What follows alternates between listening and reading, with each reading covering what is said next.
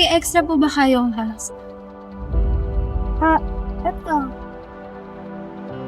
Salamat, pagpalain ka ng Diyos.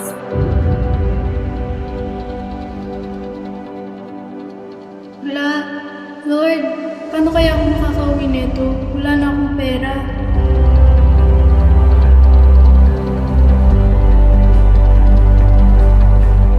Oy, Tin. Parang ang dami mong problema ngayon, no? Hindi mo kasi alam kung paano ako makakauwi. Kasi wala na akong pera. Doon ka? Oh, ito. Meron pa akong sobra dito. Dami na nito. Ito, ah. Kaya na to. Oo. Sige, thank you.